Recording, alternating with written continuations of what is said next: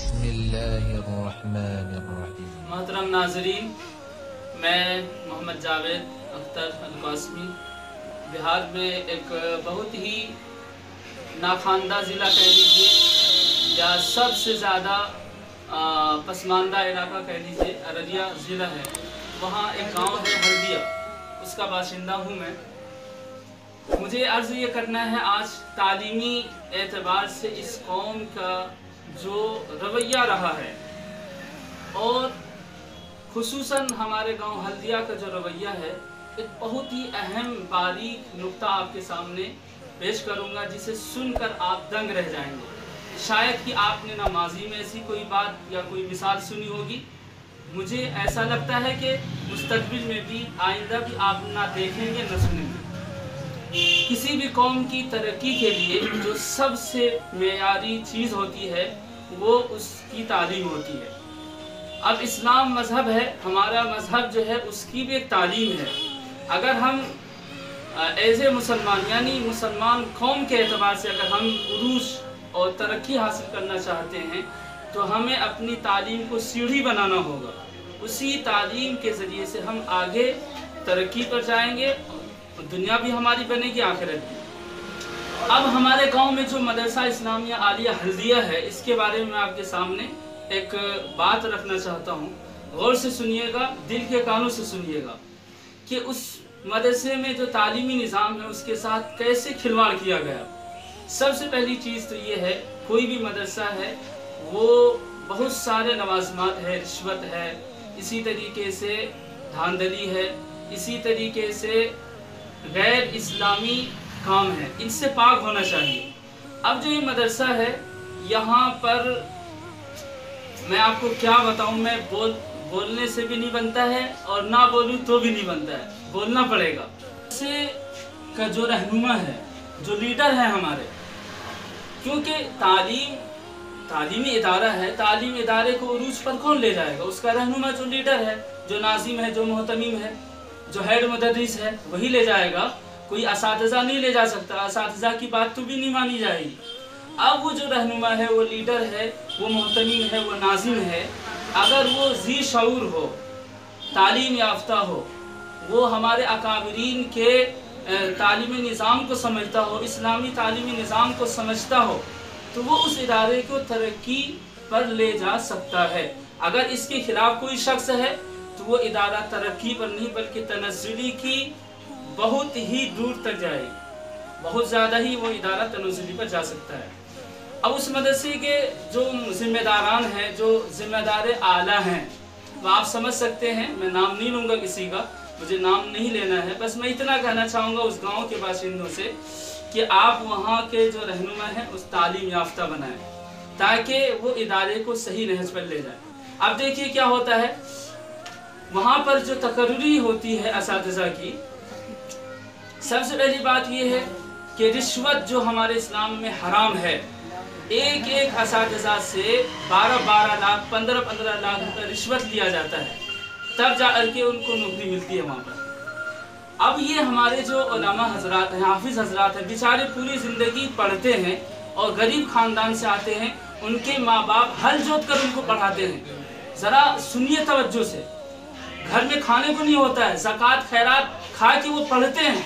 उसके बाद वहाँ एक सरकार ने एक इदारा दिया है ताकि इस इदारे के ज़रिए से अच्छी तनख्वाह मिले उनको, अच्छा तालीमी निज़ाम हो वहाँ पर। जब वहाँ जाते हैं अच्छी तालीम को लेकर के 12 लाख 15 लाख रिश्वत मांगा जाता है। कहाँ से ला कर देंगे? जिनके घर में खाने के लिए 1 रुपया नहीं है, वो 12 लाख रुपये कहाँ से देंगे? अगर नहीं दिया पैसा तो फिर किसको लाया जाता है? जो कुछ नहीं जानता, जिसने कोई तालीम हासिल ना की हो, जिसने सिर्फ खेल किया हो, जो किसी में पास ना हुआ हो, उसको वहाँ पर नौकरी दी जाती है। किसी को कोई दामाद बना के नौकरी दिया जाता है, कोई किसी के रिश्तेदार को नौकरी दिया जाता है। पूरे हल्दिया में सब बेवकूफ़ हैं, जाहिल है। मदरसे से उधर धमधा टोला की तरफ ये जो इलाका है, किसी की भी नौकरी नहीं है। क्यों? वहाँ के इलाके वालों का हक नहीं बनता है। मैं सिर्फ ये कहना चाहता हूँ, ये जो रिश्वत का निज़ाम है ये ख़त्म होना चाहिए। सरकार ने तो ये सोच कर दिया था, ये बेचारे उलमा कम जो पैसे के एतबार से कम मालियत वाले हैं, इनकी फलाह बेबूदगी हो जाए और अच्छी तालीम भी हो जाए। लेकिन ये बेचारे क्या होते, इतने रुपया होते नहीं, फिर वो भागते हैं दिल्ली, महाराष्ट्र, यूपी और वहाँ जलील होते फिरते हैं। बताइए इसमें गलती किसकी है? अब हमारे सामने कारी साहब हैं, इनके साथ क्या घटना हुआ ये खुद अपनी जुबान से बताएंगे। सुनिए कारी साहब, बताइए आप। अस्सलामु अलैकुम व रहमतुल्लाहि व बरकातुहू। मेरा नाम कारी आज़ाद साहब हल्दिया के रहने वाले हैं। अस्सलामु अलैकुम व रहमतुल्लाहि व बरकातुहू। मेरा नाम जनाब कारी आज़ाद साहब, हम भी हल्दिया के रहने वाले हैं। अभी जो हज़रत मुफ्ती जावेद साहब अभी कुछ बातें कर रहे थे, बिल्कुल सही हकीकत बात है, सही फरमा रहे थे और बिल्कुल सही बात है। हमारे साथ भी ऐसा ही हुआ था कि हमसे भी बहुत सारे रिश्वत पैसे मांग रहे थे, लेकिन जहाँ पे रिश्वत 5 लाख लेने चाहिए वहाँ पे 12 लाख रुपए मांग रहे हैं, 10 लाख रुपए मांग रहे हैं। ये बिल्कुल सही बात नहीं है। और भी हजरात हैं, जैसे मौलाना मुख्तार साहब हैं, दीगर अकाबरीन और भी बहुत सारे आदमी हैं, मौलाना सब हैं, लेकिन मैं उनका नाम मुझे मालूम नहीं है। बस मैं इतना कहना चाहता हूँ, ये जो काम आप लोग कर रहे हैं सब मिल के, बस एक लीडर नहीं कर रहे हैं, उसमें बहुत सारे आदमियों के हाथ हैं। उनका नाम मैं लेना नहीं चाहता हूँ, तो आप लोग खुद ही समझ जाइए। तो ऐसा काम बिल्कुल नहीं कीजिए, बिल्कुल लीडर की काम है। साहब आप देखिए, ये जो इस्लाही बात हम कर रहे हैं, हमें किसी के ऊपर कीचड़ उछालना नहीं है, किसी की इज्जत को नीलाम नहीं करना है, किसी का नाम ले लेना है। हम सिर्फ ये कहना चाह रहे हैं, उस गांव के जो जिम्मेदारान हजरात हैं, क्या उनके सामने ये बात नहीं है?